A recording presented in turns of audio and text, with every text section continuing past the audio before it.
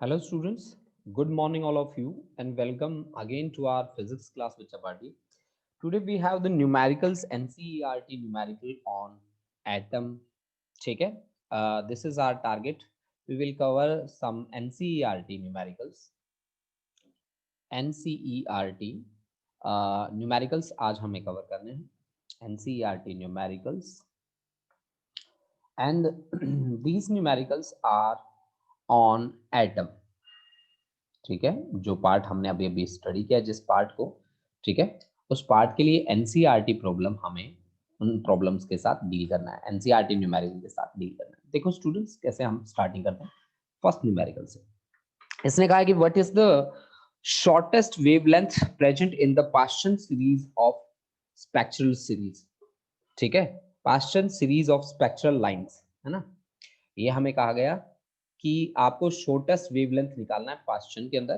तो पास्चन के लिए ग्राउंड जो स्टेट होती है वो होती है थर्ड। ठीक है, पास्चन के लिए जब हम बात करते हैं तो उसकी जो ग्राउंड स्टेट की बात करी जाती है वो होती है थर्ड। ठीक है, तो आपका जो n1 रहता है पास्चन के लिए, पास्चन सीरीज के लिए स्पेशली n1 की जो वैल्यू है वो है 3। आपको निकालनी है what is the shortest wavelength. आपको मैं बता दूं कि आपने एनर्जी को निकाला था minus of 13.6 divide by n की पावर 2 और ये था इलेक्ट्रॉन वोल्ट के बराबर। ये आपके पास एनर्जी था माइनस ऑफ 13.6। ठीक है, तो 13.6 divide by n square electron volt, और 1 इलेक्ट्रॉन वोल्ट का मतलब क्या होता है? 1 इलेक्ट्रॉन वोल्ट का मतलब होता है 1.6 into 10 raise to power minus 19। किसके बराबर होता है? जूल के बराबर होता है जी। 1 electron volt 1.6 into 10 raise to power minus 19 joule के बराबर है। तो अब इसने क्या कहा, शॉर्टेस्ट वेवलेंथ मतलब n1 की वैल्यू हमारे पास गिवन है। ठीक है, आपको पता है बच्चों, ठीक है, इस बात का बहुत ही अच्छे तरीके से कि एनर्जी जो है हमारे पास, अब यहाँ पे अगर पास्चन की बात करी गई है तो एक है हमारे पास एक्साइटेड स्टेट, एक है हमारे पास ग्राउंड स्टेट। ग्राउंड एक्साइटेड, ऊपर आपके पास डिफरेंट डिफरेंट स्टेट हैं। तो आपकी जो ग्राउंड स्टेट है वो n इज इक्वल टू 3 से स्टार्ट होती है। ग्राउंड जो है वो आपका n इज इक्वल टू 3 से स्टार्ट होता है, मतलब ये फोर्थ से थर्ड पे जा सकता है पार्टिकल, मतलब एक्साइटेड टू ग्राउंड भेजना होता है ना, तो ये देखो थर्ड पे जा सकता है, और ये आपके पास ऐसे थर्ड पे जा सकता है, और यहाँ से भी ऐसे थर्ड पे, यहाँ से भी ऐसे थर्ड पे। तो मैंने यहाँ पे जो प्रेजेंटेशन दी है आपके सामने, ये n इज इक्वल टू 3 के लिए है, ये आपके पास n इज इक्वल टू 4, ये आपके पास 5, ये 6, ये 7। ठीक है, तो इस तरह से देखो बच्चों, आपको अगर मैं ग्राउंड स्टेट की एनर्जी की बात करूं तो मैं लिखता हूं E1, और एक्साइटेड स्टेट की बात करूं तो मैं लिखता हूं E2, और E2 माइनस E1 जो आपके सामने रहता है वो हमेशा किसके बराबर होता है? h न्यू के बराबर होता है। अगर E2 की यहां से बात करी जाए तो माइनस ऑफ 13.6 इलेक्ट्रॉन वोल्ट का मतलब है 1.6 into 10 raise to power minus 19 divide by n2 का पावर कितना? 2, n2 का पावर 2, और minus minus of 13.6 into 1.6 into 10 raise to power minus 19 और डिवाइड बाय n1 का पावर 2, n1 का पावर 2। यानी कि यहां से h न्यू जो होगा, h into nu that becomes equal to, क्या क्या चीजें कॉमन है वो जो कॉमन है बाहर लिख लो। 13.6 कॉमन है, 1.6 into 10 raise to power minus 19 common है, अंदर बचेगा आपके पास 1 अपॉन n1 का पावर 2 माइनस 1 अपॉन n2 का पावर 2, और इस तरह से इसको एनक्लोज कर, ये आपके पास बाकी रहेगा। अब आपने शॉर्टेस्ट वेवलेंथ के लिए n2 को क्या लेना होगा कि शॉर्टेस्ट वेवलेंथ इन पास्चन सीरीज n2 आपका रहेगा यहाँ पे इंफिनिटी, n2 की वैल्यू आपके पास रहेगी इंफिनिटी, और n1 की जो वैल्यू है वो आपको पता है वो 3 के इक्वल है। आपको क्या निकालना है? वेवलेंथ निकालना है। चलो वेवलेंथ पे भी काम करेंगे। तो h न्यू आपको दे रखा है, h न्यू का मतलब है h nu is equal to c upon lambda. h nu यहाँ पे यूज किया गया है, न्यू इज इक्वल टू होता है c upon lambda. c is velocity of light divide by wavelength that is equal to frequency. मैं आपको बता दूं कि frequency nu is equal to होता है c अपॉन लैम्डा, जिसको हम बार बार डिस्कस कर चुके हैं। ठीक है, nu frequency is equal to velocity of light divide by wavelength, velocity of light divide by wavelength. h new is equal to c upon lambda, hc upon lambda, that becomes equal to 13.6 into 10 raised to power minus 19 into 1.6 हमने छोड़ ही दिया यार. ठीक है, तो 1 upon n1 है हमारा 3 की power 2 minus 1 upon infinity, 1 upon infinity होता है 0. ठीक है, तो ये आपके पास बना 13.6 into 1.6 into 10 raise to power minus 19 और डिवाइड बाई 3 का पावर 2, दैट इज 9, 3 का पावर 2. ठीक है, अब देखो बच्चों, अब हमारे पास यहाँ पे बात खत्म नहीं हो रही. हमें क्या चाहिए, हमें वेवलेंथ चाहिए. तो वेवलेंथ आपके पास किसके बराबर होगी, वेवलेंथ लैम्डा. तो एच सी अपॉन लैम्डा ये है, तो वेवलेंथ किसके बराबर होगा, H C multiplied by 9 divide by किसके बराबर, 13.6 into 1.6 into 10 raise to power minus 19. ठीक है ना. तो इस तरह की प्रॉब्लम जब आपके सामने आएंगी तो आप कैसे सोल्व करोगे. देखो h की वैल्यू होती है 6.6 into 10 raise to power minus 34, c की वैल्यू होती है 3 इंटू 10 रेज़ टू पावर कितना 8, और आगे बैठा है कौन 9, और डिवाइड बाय क्या है आपके पास 13.6 into 1.6 into 10 raise to power minus 19. अब देखो बच्चों 19 प्लस 8 कितना होगा 27, 27 3 मतलब 37, 34 में से सब्ट्रैक्ट करो तो ये आपके पास 7 रहा. ठीक है, तो 10 की पावर माइनस 7 यहाँ पे बाकी बचेगी, और 10 की पावर सारी की सारी हटा दो, 10 की पावर माइनस ऑफ 7 कर दो, बस बाकी सारी गई. 10 की पावर माइनस 7 बाकी रहती है, जिसको मैंने डार्क कर दिया. ठीक है, अब बाकी जो कैंसिल हो रहा है उसको देख लो. ये देखो 6.6 इंटू 2, ये आपके पास 2 से कैंसिल हो गया. अच्छा जी, और 3 5 जा 15 तो 0.5 आ गया जी, 5 2 जा 10 तो ये 1 बन गया जी. तो ये आपके पास क्या बना 9 इंटू लगभग 10 रेज टू पावर माइनस कितना 7. ठीक है ना, माइनस 7 मीटर. ठीक है, तो आप इसको क्या बोल सकते हो कि 900 into 10 raise to power minus 9 metre. 10 raise to power minus 9 को क्या बोलते हो, नैनो बोलते हो ना. तो 900 नैनोमीटर के लगभग उसकी क्या आ गई, वेवलेंथ आ गई आपके सामने. तो आप इस तरह से न्यूमेरिकल के साथ डील कर सकते हो बच्चा पार्टी. यहाँ पे जितने भी बच्चे बैठे हैं क्या सभी को समझ में आया है न्यूमेरिकल मैंने किस तरह से सॉल्व किया है. प्लीज मुझे मैसेज करिए सारे बच्चे, सभी बच्चे मुझे मैसेज करेंगे, क्या सभी को समझ में आया. हाँ जी, मनजोत कौर बहुत बढ़िया, गुरलीन बाजवा क्लियर है. हाँ जी, और बच्चे जो बाकी बच्चे बैठे हैं वो भी बताओ भाई. साहिलप्रीत सिंह वेरी गुड, नवरूप कौर, अमृतपाल सिंह, गुरलीन सैनी, आश्रय. हाँ जी, और बाकी बच्चे फटाफट से बताओ बेटा, फटाफट से. ठीक है, आश्रय के बाद आकृति, गुड मॉर्निंग बेटा, गुड मॉर्निंग. हाँ जी, नेक्स्ट बच्चा आकृति के बाद हरजोवन. हरजोवन समझ में आया ये न्यूमेरिकल, बहुत बढ़िया बहुत बढ़िया हरजोवन. तनवीर सिंह क्लियर है, बहुत बढ़िया बहुत बढ़िया, शाबाश शाबाश शाबाश. नेक्स्ट न्यूमेरिकल पे चलते हैं बच्चा पार्टी, और देखो उस न्यूमेरिकल को क्या पता आप लोग ही मुझे सॉल्व करके दिखा दो, है ना. चलो ट्राई करो उस न्यूमेरिकल को, आपके पास 2 मिनट का टाइम है. ये देखो ये क्या कहा गया है, difference of 2.3 electron volt separates two energy levels in an atom. ठीक है, what is the frequency of radiation emitted when the atom make a transition from upper level to lower level. ठीक है भाई, आपको एनर्जी दे रखा है यहाँ पे कितना, energy is equal to 2.3 electron volt. देखो बच्चों, जहां पे इलेक्ट्रॉन वोल्ट गिवन हो आप क्या करोगे, इसको 1.6 into 10 raise to power minus 19 से मल्टीप्लाई कर दोगे, that becomes equal to joule, that becomes equal to joule. ठीक है, that becomes equal to joule. तो this 2.3 electron volt means 2.3 into 1.6 into 10 raise to power minus 19 joule के बराबर होगा ये.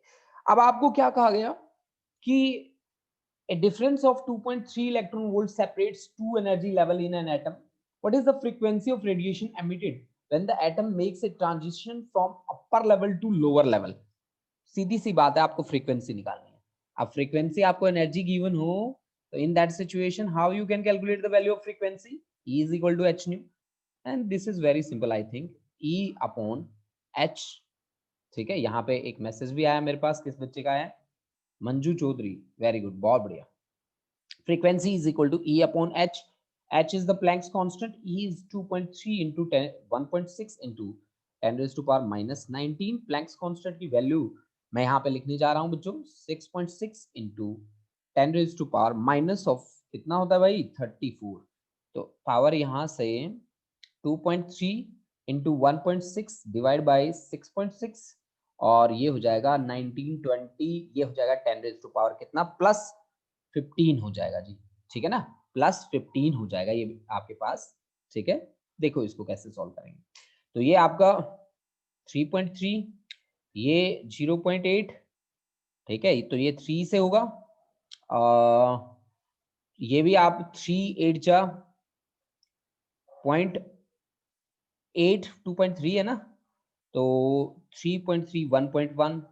ठीक है, इसको मान लो 1 के नियरली, 8 8 जा आपके पास 0.56 इंटू 10 रेज टू पावर कितना आ गया? 15. 1.1 को 1 ही मान लो, तो नियरली इक्वल में आपके पास वैल्यू आ गई 5.6 इंटू 10 रेज टू पावर कितना? 14 हर्ट्ज. तो इस तरह से आप इसको क्या कर सकते हो?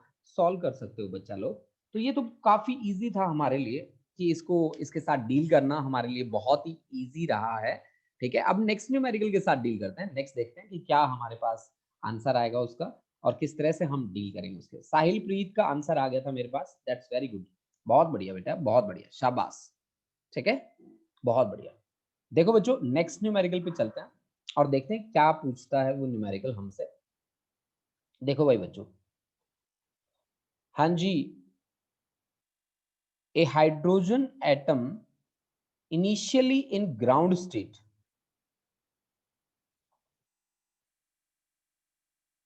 ये हमारे पास इससे पहले भी है हमारे पास. The ground state of energy of hydrogen atom is कितना है? Minus of 13.6 electron volt. What are the kinetic and potential energy? अरे ये तो बड़ा इजी है. तो एनर्जी हमारे पास कितना दे रखा है ग्राउंड स्टेट में? एनर्जी हमारे पास गिवन है माइनस ऑफ 13.6 इलेक्ट्रॉन वोल्ट. कोई बात नहीं, अगर काइनेटिक एनर्जी निकालना है ना बेटा आपको, तो kinetic energy is negative of the total energy. Minus E का क्या रहेगा? नेगेटिव. ठीक है, तो ये आ गया आपके पास 13.6 इलेक्ट्रॉन वोल्ट. और पोटेंशियल एनर्जी क्या होता है भाई? Potential energy is minus of 2 times that of kinetic energy. Minus of 2 times that of kinetic energy. तो काइनेटिक एनर्जी कितना है हमारे पास? माइनस लगा दो 2 इंटू 13.6 इलेक्ट्रॉन वोल्ट. तो ये आपके पास आ गया कितना? Minus of 27.2 electron volt. CBSE में बहुत बार पूछा गया है ये सब. ठीक है, तो इस चीज को बड़े ध्यान से रखिए कि टोटल एनर्जी का नेगेटिव होता है काइनेटिक एनर्जी, और potential energy is always the 2 times that of किसका? काइनेटिक एनर्जी का. Potential energy is minus 2 times, minus से मल्टीप्लाई करना, माइनस 2 इंटू 2 किसका? काइनेटिक एनर्जी का. तो इससे आगे बढ़ते हैं क्योंकि ये सम काफी इजी था. इसके बाद देखो नेक्स्ट पे चलते हैं. देखो क्या है हमारे पास नेक्स्ट. देखो बच्चों, नेक्स्ट क्वेश्चन है हमारे पास. A hydrogen atom initially in the ground state, initially in the ground level absorbs a photon. एक फोटोन को एब्जॉर्ब करता है. Hydrogen atom in n is equal to 1 2 and 3 level. Calculate the orbital speed in each of these levels. ठीक है, हर एक level में हमें क्या करना है? उसकी स्पीड निकालनी है. ठीक है ना, आपको क्या कहा गया कि hydrogen atom absorbs a photon. ठीक है, और in the n is equal to 1, n is equal to 2 and n is equal to 3 level. तो आपको कैलकुलेट करना है क्या?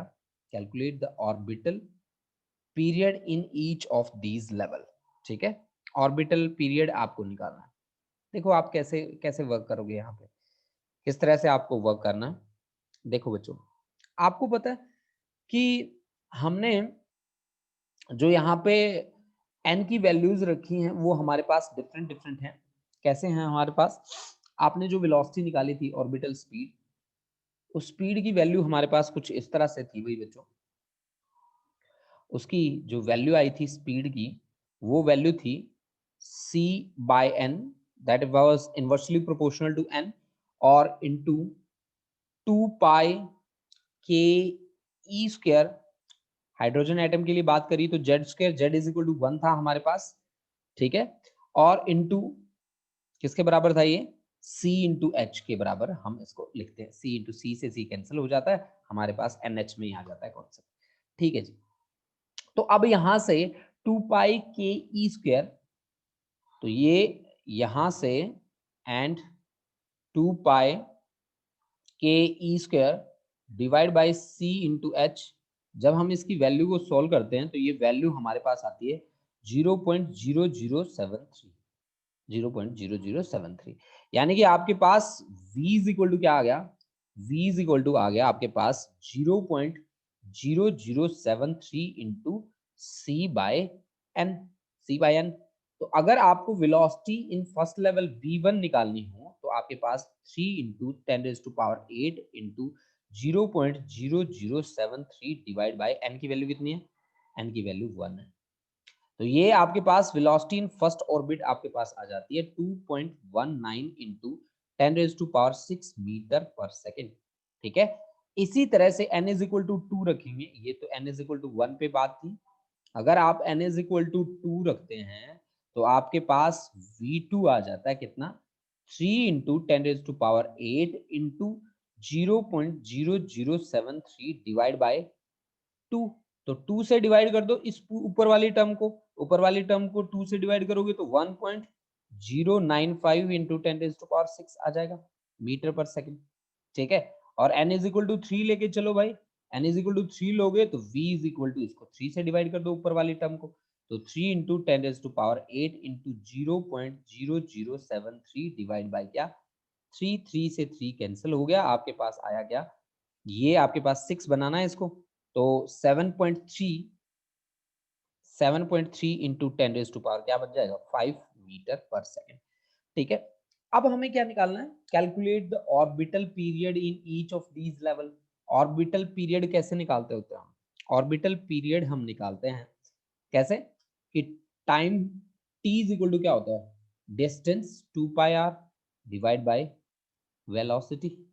तो t is equal to 2 pi r divide by velocity, ठीक है। और यहां से t1 की वैल्यू कितनी बनेगी, t1 की वैल्यू बनेगी जी 2 पाई r1 डिवाइड बाय v1।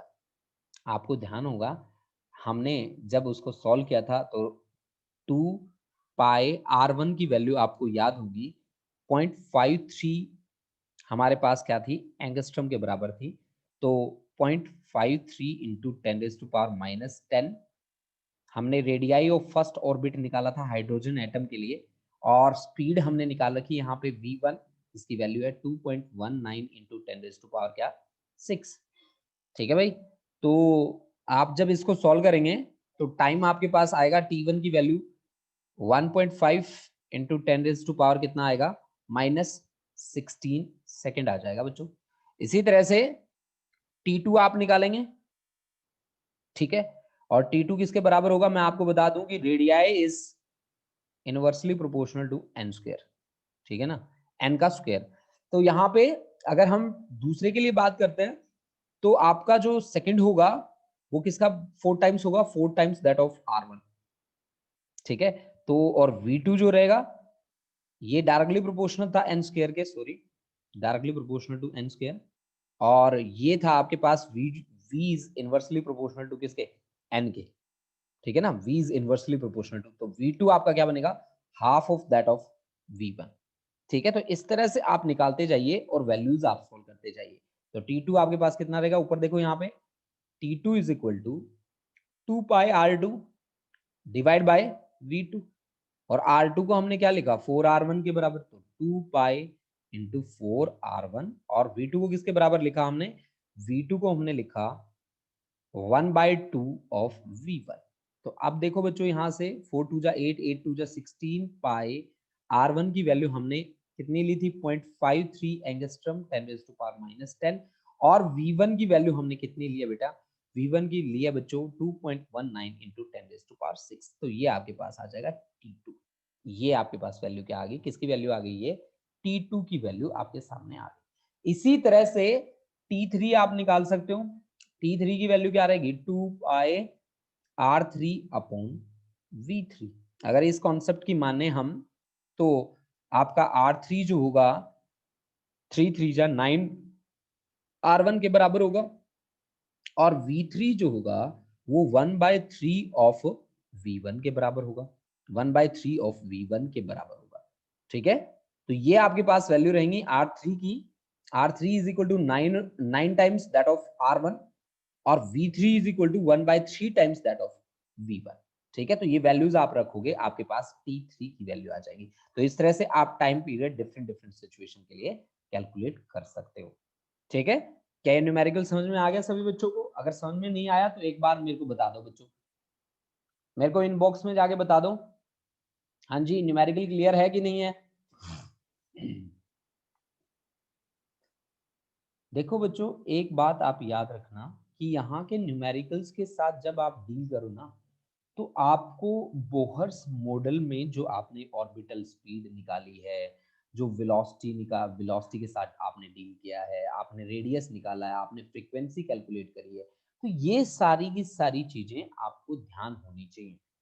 ठीक है, अगर आपको इनके फॉर्मूलाज और इनके साथ आपने कैसे डील किया था ये चीज अगर आपको ध्यान नहीं है तो फिर आपके लिए प्रॉब्लम हो सकती है, अदरवाइज आपको कोई प्रॉब्लम इन न्यूमेरिकल्स में नहीं होगी। मैं ये बात की गारंटी देता हूं कि इन न्यूमेरिकल्स में प्रॉब्लम तभी होगी जब आपको इनके फॉर्मूलाज क्लियर नहीं होंगे। अगर आपको फॉर्मूला क्लियर है सारे के सारे और उनकी स्टेटमेंट्स अगर आपको याद हैं तो फिर आपको कोई दिक्कत नहीं होने वाली। ठीक है ना, अगर आपको देखो अब भी हम नेक्स्ट न्यूमेरिकल लेके आएंगे आपके सामने। ठीक है, और वो नेक्स्ट न्यूमेरिकल भी आपकी कहीं ना कहीं स्टेटमेंट से जुड़ा होगा। ठीक है, देखो भाई बच्चों, इसमें क्या कहा गया नेक्स्ट न्यूमेरिकल में, इस न्यूमेरिकल में कहा गया कि the radius of innermost electron orbit of a hydrogen atom is 5.3 into 10 raised to power minus 11 meter. What are the radii of n is equal to 2 and n is equal to 3 orbit? आपको पता है ना बच्चों, अभी अभी तो हमने बात करी थी कि radius is directly proportional to किसके, n की पावर 2 के, n की power 2। Radius is directly proportional to n square and velocity is inversely proportional to n। ये बातें आप देखो, ये बेसिक बातें हैं जो बातें आप जरूर याद रखो हमेशा। ठीक है, तो यानी कि यहाँ पे of a hydrogen atom the radius of innermost electron orbit of a hydrogen atom, यानी कि इनर मोस्ट का मतलब यहाँ पे क्या है, वो मीनिंग सबसे पहला n इज इक्वल टू 1 के लिए बात कर रहा है और n इज इक्वल टू 2 के लिए आपको निकालना है। तो R2 क्या होगा, इस फॉर्मूले से R2 क्या होना चाहिए, R2 is 4 times that of R1 ना, तो R2 is equal to n का स्क्वायर था ना, तो 4 टाइम्स R1 की वैल्यू आपको दे रखी है 4.3 into 10 raise to power minus 11 metre. ठीक है ना, तो ये आपका R2 आ गया और R3 आपका क्या रहेगा 3 3 जा 9, 9 इंटू R1 की वैल्यू कितनी है 5.3 into 10 raise to power minus 11 metre. अरे बस इतना ही पूछा था इसने, बस इतना ही पूछा था और ये हमारा आंसर है। ठीक है ना बच्चों, तो इस तरह से अगर आपका बेसिक कॉन्सेप्ट क्लियर है तो फिर आपको कोई प्रॉब्लम नहीं होने वाली। ये तो काफी इजी न्यूमेरिकल रहा है हमारे लिए। चलो आगे बढ़ते हैं और देखते हैं नेक्स्ट, क्या पता हमारे लिए थोड़ा सा ट्रिकी हो जाए। ठीक है, ये एनसीईआरटी के न्यूमेरिकल्स मैं आपको करवा रहा हूँ बच्चा पार्टी, और मुझे अब तक जितने भी न्यूमेरिकल मैंने देखे हैं वो काफी इजी लगे हैं मुझे अब तक। ठीक है, क्या पता आगे डिफिकल्ट आ जाए। अब देखो आपसे 6 न्यूमेरिकल क्या पूछा गया है, इस न्यूमेरिकल को बड़े ध्यान से पढ़ना बेटा। ये कहता है a 12.5 electron volt electron beam is used to bombard gaseous hydrogen at room temperature. What series of wavelength will be emitted? What series, ठीक है, कि what series of wavelength will be emitted, कौन सी सीरीज की wavelength यहाँ पे emit होंगी, ये हमसे पूछा गया है। तो भाई आप देखो कैसे यहाँ पे काम करोगे। आपके पास जो एनर्जी होती है वो होती है -13.6, ठीक है, 13.6 इलेक्ट्रॉन वोल्ट के बराबर होती है, ठीक है। तो यहाँ पे आप n की वैल्यू निकाल लोगे। n की वैल्यू कैसे आएगी आपके पास, चलो देखते हैं। देखो भाई, देखो जी, इलेक्ट्रॉन वोल्ट ये आपको एनर्जी दे रखा है। एनर्जी कितना होता है, एनर्जी होता है -13.6 डिवाइड बाई n की पावर 2, यही होता है ना, 13.6 इलेक्ट्रॉन वोल्ट। तो जब आपने इसको E is equal to energy अब आपको गिवन है 12.5 इलेक्ट्रॉन वोल्ट, तो that is equal to -13.6 divide by क्या, एन स्क्वायर इलेक्ट्रॉन वोल्ट। तो यानी कि यहां से एन स्क्वायर की वैल्यू मैं सीधी बता देता हूं कि वो आपके पास आएगी -13.6 डिवाइड बाई 12.5। या आप इसको कैसे बोलेंगे कि ग्राउंड स्टेट में जो एनर्जी है वो एनर्जी होती है 13.6। भाई ग्राउंड स्टेट में अगर आप n इज इक्वल टू 1 पे बात करते हैं तो n इज इक्वल टू 1 पे आपके पास जो वैल्यू रहती है वो रहती है 13.6 -13.6 इलेक्ट्रॉन वोल्ट, इतनी वैल्यू रहती है। तो जब हम इसको इलेक्ट्रॉन बीम से बम्बार्डिंग होगी तो इसके पास एनर्जी कितनी बाकी बचेगी, ठीक है। तो एनर्जी कितनी बाकी बचेगी -13.6 प्लस आपके पास आ जाएगा क्या 12.5, यानी कि -1.1 इलेक्ट्रॉन वोल्ट, ठीक है। यानी कि यहां पे आपका जो इलेक्ट्रॉन होगा वो कहां से कहां तक जंप करेगा। हमने क्या कहा कि what series of wavelength will be emitted. देखो भाई यहां पे हमारे पास वैल्यू कितनी आई है 1.5 माइनस 1.1 के इक्वल आई है ना। अच्छा 1.1, तो 1.1 कौन सी स्टेट में एनर्जी आती है भाई, देखो यहां से E is equal to -13.6 divide by n square electron volt. अच्छा n इज इक्वल टू 1 रखे तो बात नहीं बनेगी, n इज इक्वल टू 2 रखो तो 2 2 जा 4, 4 से अगर मैं डिवाइड करूं तो 4 3 जा 12, 4 4 जा 3.4 इलेक्ट्रॉन वोल्ट, ये भी इसके बराबर नहीं है। n इज इक्वल टू 3 रखो जी, तो n इज इक्वल टू 3 रखेंगे तो 13.6, 3 3 जा 9, तो 9 1 जा 9 और 9 5 जा 45 और फिर 9 1 जा यानी कि 1.5 इलेक्ट्रॉन वोल्ट, ठीक है। तो इसके पास कितनी है 1.1 इलेक्ट्रॉन वोल्ट, तो 1.1 इसके नियरली कहीं ना कहीं नजदीक आ रही है, ठीक है। यानी कि ये कहां से कहां n is equal to third state में बैठा है, थर्ड से सेकंड में भी आ सकता है, थर्ड से फर्स्ट में भी आ सकता है। अगर थर्ड से फर्स्ट में आ गया तो लाइमन सीरीज बन गई, अगर थर्ड से सेकंड में आ गया तो बामर सीरीज बन गई, क्योंकि यहाँ पे n इज इक्वल टू जब मैं 3 करता हूं ना तब मेरे पास ये जो एनर्जी आती है इसके लगभग इक्वल आती है, क्योंकि एक्सेस मेरे पास यही बचती है इसको एब्जॉर्ब करने के बाद। तो n is equal to 3, n is equal to 3 से अगर वो 2 में आया तो दिस इज कौन सी बामर सीरीज, बामर सीरीज बन सकती है। और n इज इक्वल टू 3 से अगर वो फर्स्ट में आया तो आपके पास कौन सी बन सकती है लाइमन लेमन सीरीज, ठीक है। तो ये दोनों की दोनों सीरीज आपकी बन सकती है। देखो इसको न्यूमेरिकल को मैंने कैसे परफॉर्म किया, देखो भाई इसने क्या कहा है, मैं दोबारा से आपको सॉल्व करके दिखा देता हूँ। इसने कहा ये 12.5 electron volt beam is used to bombard gaseous hydrogen at room temperature. मतलब भाई ये आपके पास है ग्राउंड स्टेट, ग्राउंड स्टेट में बैठे हैं इलेक्ट्रॉन्स, इनके ऊपर इतनी एनर्जी की इलेक्ट्रॉन बीम यूज करी गई है, 12.5 इलेक्ट्रॉन वोल्ट की बीम यूज करी गई है, जिससे वो एक्साइट होकर एक्साइटेड स्टेट में चले जाए, ठीक है ना भाई। तो उनके पास ग्राउंड स्टेट में एनर्जी होती है with the formula -13.6 divide by n square electron volt. अगर n इज इक्वल टू 1 की बात करी जाए तो एनर्जी उनके पास होगी कितनी -13.6 इलेक्ट्रॉन वोल्ट। उन्होंने एब्जॉर्ब कितनी करी 12.5, तो उनके पास एनर्जी कितनी आई -13.6 प्लस 12.5 इन्होंने एब्जॉर्ब करी, तो उनके पास एनर्जी जो बाकी बची वो बची माइनस ऑफ 1 पॉइंट कितना 1 इलेक्ट्रॉन वोल्ट के बराबर। अब मुझे ये देखनी थी कि ये एनर्जी जो है ना वो किस स्टेट में आती है, ठीक है। फॉर्मूला मेरे पास था ही, n इज इक्वल टू 1 का तो मुझे पता था नहीं आती, n इज इक्वल टू 2 में मैंने चेक करा कि एनर्जी कितनी आती है -13.6 डिवाइड बाई 2 2 जा 4, n की वैल्यू 2 रखनी है, n इज इक्वल टू 3, तो यहाँ पे e is equal to minus of 13.6 n square मतलब 9, तो यहाँ पे मैंने देखा कि माइनस 1.5 के नियरली इक्वल आ रही है।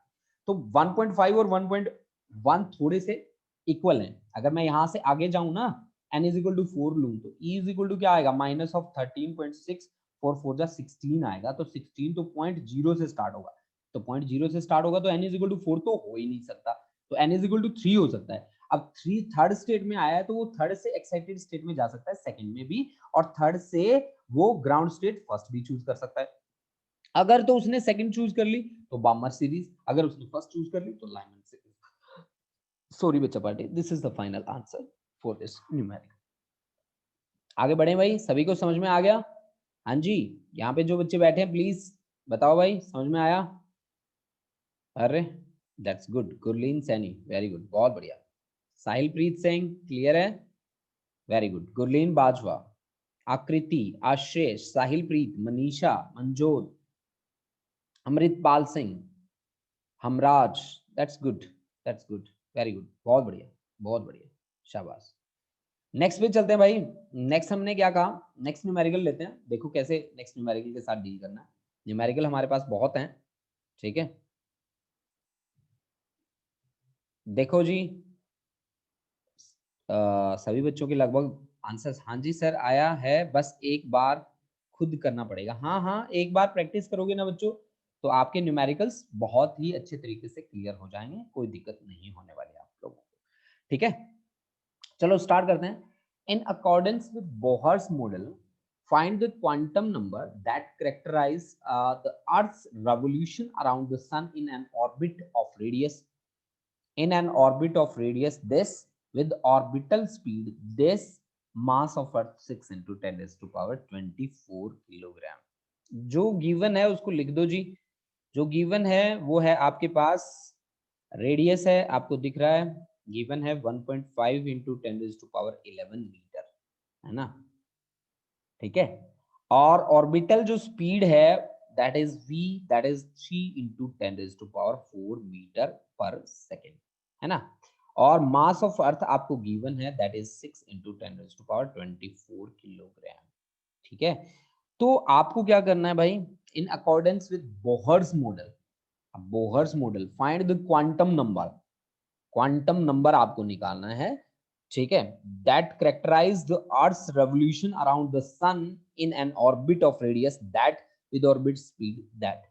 मतलब क्या कहा है इसने पता है, कि आपको पता है ना कि बोहर का एटॉमिक मॉडल आपको क्या कहता है, कि एंगुलर मोमेंटम यानी कि mvr that is equal to integral multiple of h upon 2 pi, so that must be equal to nh upon 2 pi। अब ये हमसे क्या चाहता है पता है, ये कहता है find the quantum number, n find करो आप, तो n फाइंड करोगे तो आपके पास आएगा 2 pi M V R divide by क्या, h, है ना।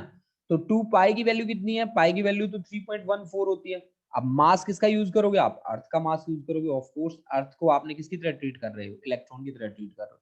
10 रेज़ टू पावर 24, वेलोसिटी आपको दे रही है 3 into 10 raise to power 4, radius भी आपको गिवन है 1.5 इंटू 10 रेज़ टू पावर 11, है ना, और divide by h 6.62 into 10 raise to power minus 34। अरे ये तो बहुत बड़ी वैल्यू आएगी यार, कि ये तो 34 plus 11 4, 11 plus 4 15 plus 24 that becomes equal to 3 3 2 5 6 7, यानी कि ये आपके पास 2 into 3.14 into 6 into 3 into 1.5 into 10 raise to power कितना 73। ये तो बहुत ज्यादा वैल्यू आ गई भाई, 6.62, है ना। तो यानी कि nearly equal to 10 raise to power 74 आ गया है, तो यार वो ये तो बहुत लार्ज वैल्यू आ गई आपके पास, ठीक है। तो हमने क्वांटम नंबर फाइंड तो कर दिया, लगभग 10 रेज़ टू पावर 74 के लगभग हमने फाइंड किया है, ठीक है। लेकिन ये वैल्यू काफी लार्ज वैल्यू हमारे पास आई है। तो ध्यान रहे बच्चों, जब बोहर की बात करी जाए तो दो ही बातें आपको याद रखनी है बोहर के लिए, ठीक है। बोहर ने क्या कहा, उसने एक न्यूक्लियस लिया, ठीक है, उस न्यूक्लियस के अंदर कहा कि सारा का सारा पॉजिटिव चार्ज और मास कंसंट्रेट है, पूरा का पूरा पॉजिटिव चार्ज और मास, ठीक है, न्यूक्लियस के अंदर कंसंट्रेट है, और इसके चारों ओर रिवोल्व करते हैं कौन, इलेक्ट्रॉन्स। इलेक्ट्रॉन इसके चारों ओर क्या करते हैं बच्चों, रिवॉल्व करते हैं, और उनका जो पाथ होता है दैट पाथ इज सर्कुलर, ठीक है, और उसका नाम होता है ऑर्बिट, ठीक है ना। एक ऑर्बिट में वो क्या करते होते हैं, मूव करते होते हैं। This is the direction of linear velocity. I am going to take the revolution in anti clockwise direction, ठीक है। इलेक्ट्रॉन का जो मैं रोटेशन ले रहा हूँ वो एंटी क्लॉकवाइज डायरेक्शन में मैं ले रहा हूँ। ये आपने न्यूक्लियस माना है जहाँ सारा का सारा मास और पॉजिटिव चार्ज कंसंट्रेट है। ये इलेक्ट्रॉन है जिसका मास है बेचारे का स्मॉल m, और इसकी लीनियर वेलोसिटी है v, और इसके ऊपर चार्ज है -e के बराबर, और इस न्यूक्लियस के ऊपर चार्ज है +Ze, पॉजिटिवली चार्ज ये न्यूक्लियस है। तो जब आप बोहर का कॉन्सेप्ट यूज करते हैं तो यहाँ पे दो ही बातें होती हैं जो आपको याद रखनी होती है। This is the radius of circular track. एक बात तो ये है कि centripetal force mv² divide by r that is provided by electrostatic force of attraction k। k is electric constant actually. q1 q2 की जगह q1 है Ze, q2 है e। आप एक बात याद रखना, जब आप इलेक्ट्रिक फोर्सेस की बात करते हो तो चार्जेस का हमेशा मैग्नीट्यूड ही लेना होता है, प्लस माइनस साइन का कभी भी आप मेंशन नहीं करते प्लस माइनस साइन, ठीक है, और डिवाइड बाय r²। एक इक्वेशन तो ये बनती है बच्चा पार्टी, ठीक है ना। एक इक्वेशन तो ये बनती है जो आपके बड़ा काम आएगी एक। और दूसरी इक्वेशन जो है वो तो भाई उसने तो आग लगा दी पानी में। उसने कहा कि angular momentum that is mvr, angular momentum of an orbiting electron is integral multiple of h/2π। बहुत सारे बच्चों को यहाँ पे जो वर्ड्स यूज हुए हैं उनका पता नहीं होता, तो वो वर्ड्स मैं बता दूं कि ये जो स्मॉल m है ये मास ऑफ इलेक्ट्रॉन के लिए यूज होता है, v is the velocity, r is the radius of circular track, k is electric constant having the value 9 into 10 raised to power 9 newton metre square per coulomb square, ठीक है। और z जो होता है वो एटॉमिक नंबर होता है, e is the magnitude of charge on electron and r is again radius and h is Planck's constant। h जहां पे भी यूज हो आप सीधा सीधा समझ लेना वो Planck's constant है, उसकी वैल्यू है 6.62 into 10 raised to power -34 joule second, ठीक है। तो ये है आपके पास यहाँ पे जो वर्ड्स यूज हुए हैं उनका मीनिंग। आगे बढ़ते हैं। एनसीईआरटी की एक्सरसाइज हमारा टारगेट है कि हम उसको कंप्लीट करके पीछे हटेंगे, ठीक है। तो चलें आगे नेक्स्ट न्यूमेरिकल पे। चलो बच्चों नेक्स्ट न्यूमेरिकल पे, और कुछ आप भी सॉल्व कर दो भाई, एक आध न्यूमेरिकल आप भी मेरे लिए सॉल्व करके दिखा दो, ठीक है। ओफो बहुत बड़ा क्वेश्चन पूछा गया हमसे, है ना। ऐसे ऐसे क्वेश्चन देख के मैं अक्सर डर जाता हूँ कि क्या मैं आंसर कर पाऊंगा कि नहीं कर पाऊंगा, ठीक है। तो आपको क्या कहा गया कि answer the following question which help you, जो आपकी हेल्प करेंगे to understand the difference between Thomson's model, ठीक है, एंड रुदरफोर्ड्स मॉडल बेटर। अच्छा, ये हमारी हेल्प भी करेंगे। ओहो हमें तो डर लगता है भाई न्यूमेरिकल से, ठीक है, डर तो लगता है भाई। अब देखो स्टार्टिंग फर्स्ट बात पढ़ते हैं इसकी कि is the average angle of deflection of alpha particle by a thin gold foil predicted by Thomson model much less, about the same, or much more greater than that predicted by Rutherford's atom model। ठीक ठीक है। is the average angle of deflection of alpha particle by a thin gold foil predicted by Thomson's model much less, about the same, or much greater than predicted by Rutherford's atom model। Is the average angle of deflection, average तो same ही था, ठीक है। यहाँ पे अगर average की बात करी जाए तो एवरेज तो सेम ही था, ठीक है ना। देखो बच्चों अगर यहाँ पे एवरेज की बात करी जाए तो एवरेज तो सभी के लिए सेम था। एवरेज की बात करी जाए ना, लार्ज एंगल की तो बात नहीं करी ना, एवरेज की बात करिए, तो एवरेज की बात करिए तो आंसर इज सेम, ठीक है, ठीक है। उसके बाद देखो सेकंड पढ़ के देखते हैं, है ना।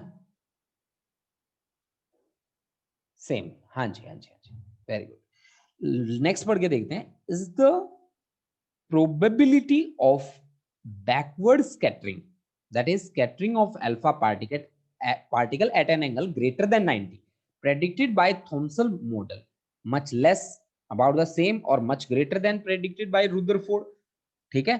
तो भाई अगर आप ग्रेटर एंगल की बात कर रहे हैं ना, एंगल 90 डिग्री से बड़ा की बात कर रहे हैं, तो इसमें क्या आएगा भाई, आंसर कई बच्चों ने भेज भी दिया मुझे, मच लेस आएगा। एंगल ग्रेटर देन 90 डिग्री की बात करें ना तो थॉमसन ने मच लेस था वो, ठीक है। उसके बाद कहता है कि keeping other factors fixed, it is found experimentally that for a small thickness t the number of alpha particles scattered at moderate angles is proportional to t. What clues does this linear dependence on t provide? कि मतलब ये क्या provide करेगा आपको, सी वाला option मैंने पढ़ा है, तो इसका मतलब क्या है, मतलब आपका यहां पे टी के डायरेक्टली प्रोपोर्शनल, इसका मतलब है कि अगर जितने ज्यादा अल्फा पार्टिकल यहां पे स्ट्राइक करेंगे उतनी ज्यादा क्या होगी, स्कैटरिंग होगी। ठीक है। अगर यहाँ पे कि मतलब आपका पहले तो था एक सिंगल कोलिजन था, ठीक है, तो पहले तो एक सिंगल पार्टिकल के साथ कोलाइड कर रहा था। अब आपके पास अगर थिकनेस आपने बढ़ा दी, ठीक है, थिकनेस अगर आपने with small thickness t the number of alpha particle at moderate angle is proportional to what clue does the linear dependence on t provide. मैं तो यही कहूंगा कि यहाँ पे नंबर ऑफ कोलिजन्स क्या हो जाएंगे, बढ़ जाएंगे। ठीक है। Number of collisions increase with the number of target atom which increases linearly with the thickness of the foil. भाई यहाँ पे नंबर ऑफ कोलिजन्स बढ़ जाएंगे, बस सीधी सी बात है। नंबर ऑफ कोलिजन्स क्या हो जाएंगे, बढ़ जाएंगे जी, इंक्रीज हो जाएंगे, इंक्रीजेस। ठीक है। लास्ट है हमारे पास, in which model is it completely wrong to ignore multiple scattering for the calculation of average angle of scattering of alpha particle by a thin foil? ठीक है। तो ये जो कॉन्सेप्ट है, ये कॉन्सेप्ट आप खुद प्रिपेयर करेंगे। ठीक है ना। ठीक है। हाँ जी, हाँ जी, बिल्कुल बिल्कुल। तो ये लास्ट वाला जो कॉन्सेप्ट है ये आप खुद से प्रिपेयर करेंगे कि क्या थॉमसन एटम मॉडल आपको क्या क्या बताया था उसने, और रुदरफोर्ड ने क्या बताया था। इनकी बेसिक बातें हैं जो आप प्रिपेयर करेंगे और फिर आगे बढ़ेंगे। ठीक है। तो आज की क्लास हम बच्चा पार्टी यहीं पे करते हैं खत्म, और मिलते हैं नेक्स्ट क्लास में नेक्स्ट न्यूमेरिकल्स के साथ। इसके न्यूमेरिकल्स हम कंप्लीट करेंगे। ठीक है। तो अब आपको प्रिंसिपल सर के साथ आपकी मीटिंग होगी आप सभी बच्चों की, तो be ready on the time. ठीक है, ऑन टाइम। ठीक है ना। चलो ठीक है बच्चों, मिलते हैं मीटिंग में। Thank you students, thank you.